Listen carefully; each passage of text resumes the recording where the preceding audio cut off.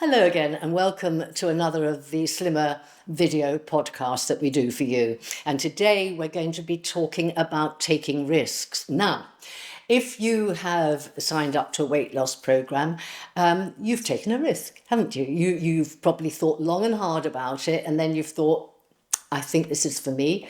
And you've taken that leap of faith, and I hope very much that you're very pleased about it. But often progressing things does take risks. So let's look at that today, because in a way, I think we'd all like to have cast iron guarantees that if we do anything, there is no risk to it.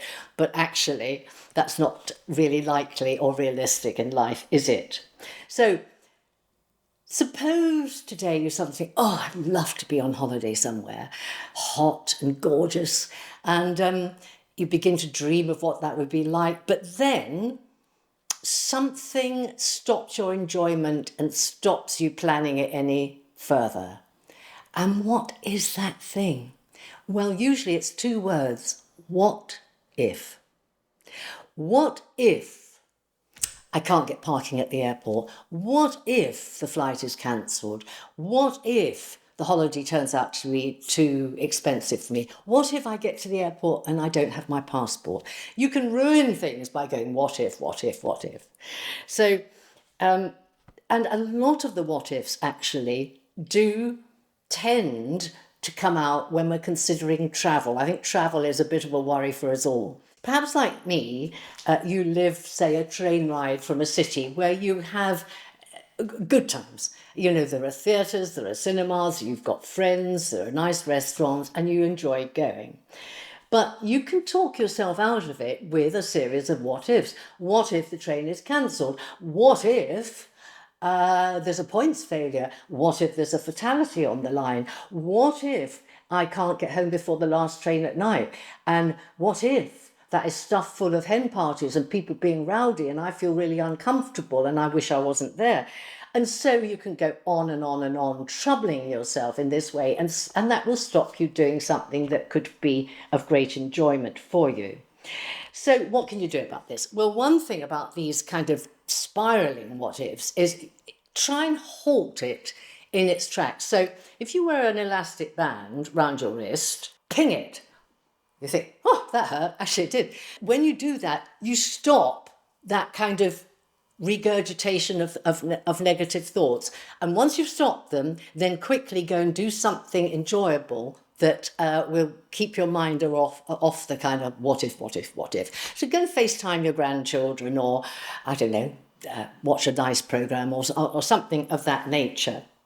Another way to dismiss the negativity of all those what ifs is to flip the what ifs. So instead of, say you're going to go to a party or you're considering going to a party, instead of it all being negative what ifs, go, what if I really enjoy it? What if there's great food there? What if I meet somebody special? What if I just have the best time I've ever had? And if you do that, I think that you can begin to see it in a different way, and you can reinforce that by visualizing yourself at the party, laughing, having a good time, being the life and soul of it. And that can change your whole perception of the disasters that may happen. If that doesn't work for you, I strongly suggest that you go back to the worries and list them and then give them a rating. So let's take the train cancellation, for example. Now, I'm sure we've all had a situation where trains don't run, and it is annoying. I mean, I think the thing to do is always go on the train before the train that you really need. But anyway, do a rating. Okay, what is the percentage chance that your train will be cancelled? I think you'd agree that 30% would be on the top end. So that would mean that there's 70% chance that it'll all be fine. So give it a rating, whatever you consider is likely. Then move on to some of the other things. So a points failure. Well, I'm sure most of us have endured something of that nature, but it's so rare. What rating are you going to give that? 5% maybe. I don't think it's worth any more. Go through the lot, and I think what you will then find is that the chance of catastrophe on this outing that you would really like to make is surprisingly low. And I hope that will encourage you to go, because at the same time, I want you to be thinking, life is full of risks and I will not embrace it fully if I don't take them some of the time. I mean, a life without risk would be deadly dull, wouldn't it? So just keep thinking about, I want to be younger at heart, I want to have stimulus in my life, I want to do more, and work out which risks you're prepared to take. Finally, men and women often don't go to something because they worry they might be bored. I'm sure this has happened to you. I've been guilty of this. But you probably won't be bored. I mean, very often when we worry we'll be bored, we're not at all. But what's the worst that can happen? So you're bored. You know, boredom never killed anybody.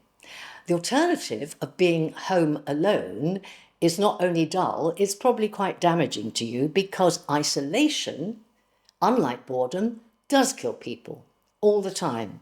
So that's just a thought to leave you with. See you next time.